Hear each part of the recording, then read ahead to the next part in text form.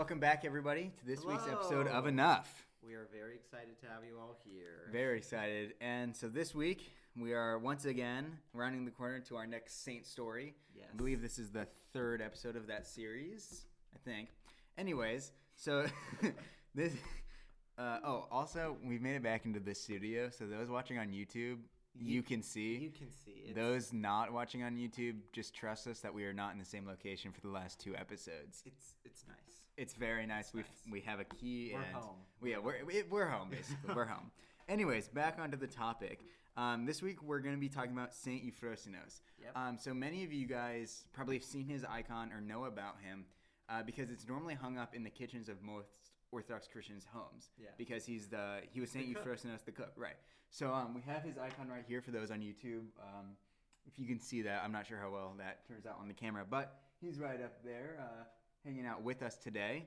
And so Saint Euphrosynos, he was just a very humble, ordinary monk. Yeah. He was from a Palestinian monastery, and he was a very obedient monk, and that was kind of one of his greatest attributes. He really understood the importance of obedience. And humility as well. Yeah, and humility. And that kind of ascetic practice led to him facing some unpleasant things. Mm-hmm. His fellow monks would kind of just, well, what does it say here? It says they would often reproach him and just kind of make fun of him or do different things to him. I don't know, maybe to test him and to kind of push him off his, like... Even monks, you know. Yeah. I mean, just because you're a monk doesn't mean you're, like, holy now. Right. You know? So, he was kind of pushed around a little bit while he was at his monastery. But it says that he made no complaint and he endured every unpleasantness. And he always kept God in his heart. Yeah. And so one of the priests of the monastery where St. Euphrosynos was at asked the Lord to show him the blessings prepared for the righteous in the age to come. And if you see me looking down here, well, I guess you on YouTube see me looking down here. I have a little cheat sheet down here, so I'm not messing things up. But he asked in his prayer for God to show him what the kingdom will look like. What will those who have attained the kingdom see? And so this priest that requested this in his prayer, it was granted to him. Mm-hmm. And so in his dream, he saw there was a monk of his monastery, which happened to be the cook Euphrosynos. And amazed at the encounter, he asked Euphrosynos how he came to be there. And the saint answered that he was in paradise through the great mercy of God. Mm-hmm. And so he asked him one more thing.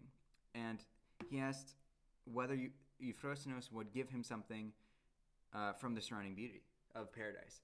And so Saint Euphrosynos suggested that he takes whatever he wished. And he took three, as is described here, luscious apples growing in the garden of paradise. And so he picked the three apples and wrapped them in a cloth and gave them, Euphrosynos picked the apples, wrapped them in a cloth and gave him to the priest that had prayed for this vision. That's why in his icon, he's holding like an apple tree branch. Almost, right, like yeah. Three apples. Yeah, and so you see that depicted in the iconography, and it's a really beautiful symbolism. Yeah, symbolism of the story of the saint. But so the priest wakes up from this dream, and he really thought it was a dream until he rolled over, and next to him were these three apples. And so it says here, when he awoke in the early morning, the priest thought the vision was a dream. But suddenly he noticed next to him the cloth with the fruit of paradise wrapped in it, and asked him under the oath where he was the night before. The saint answered that he was where the priest also was, in paradise, in that dream.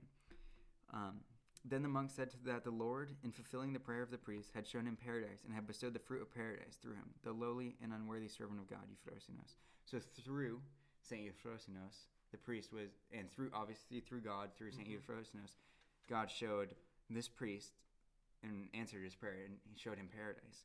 And so there's really not much known about this saint. This is kind of the only story we really get to see of him. But what we get from this is that, first off, he was an ordinary monk. Yeah. He wasn't anything special. They're wasn't beautiful, like an abbot or anything. right? And there's beautiful stories, obviously, of like Saint Paisios, and just very, very holy monks that people would flock to. But here in his stories, that's not really attested to. He was just a cook. A cook who enjoyed being obedient and humble.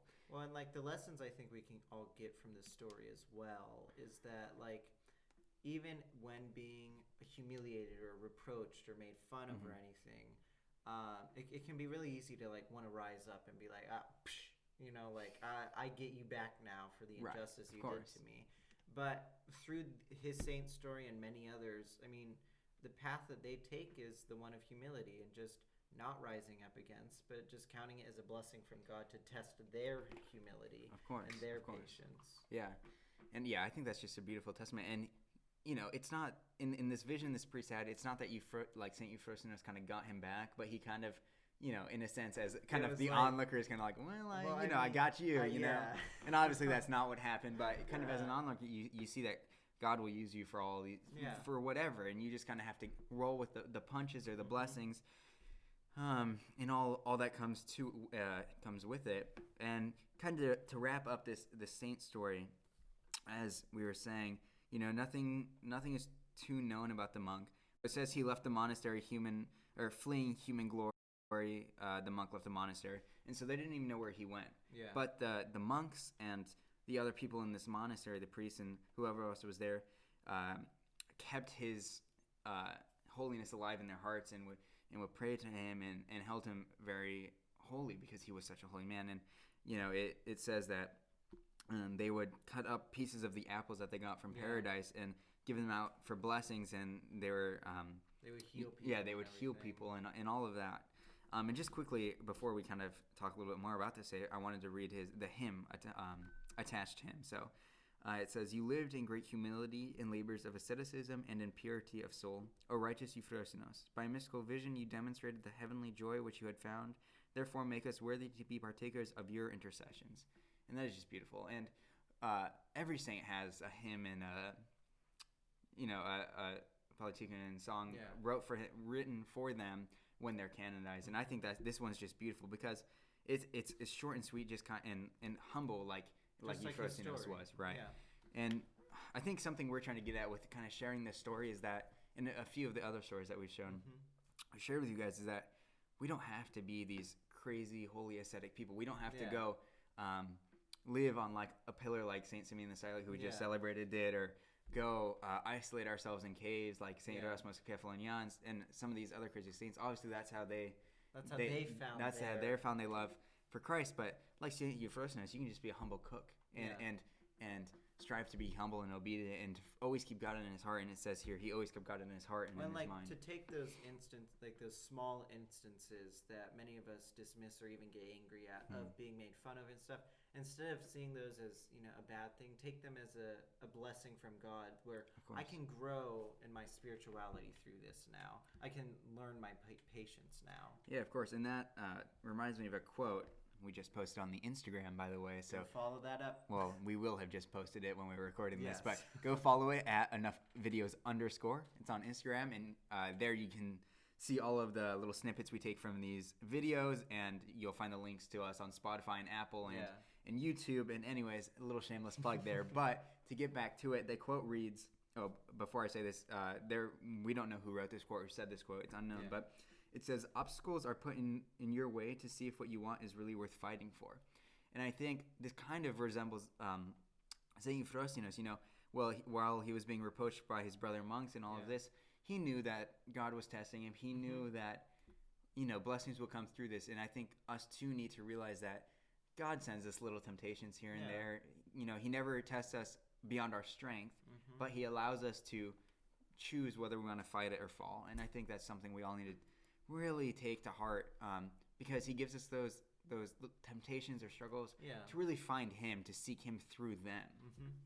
Yeah, I totally agree. So, Saint Euphrosynos, amazing saint. Yeah. For all those, going off to college and, maybe don't know how to cook, he's also a beautiful saint to pray to because he was a cook.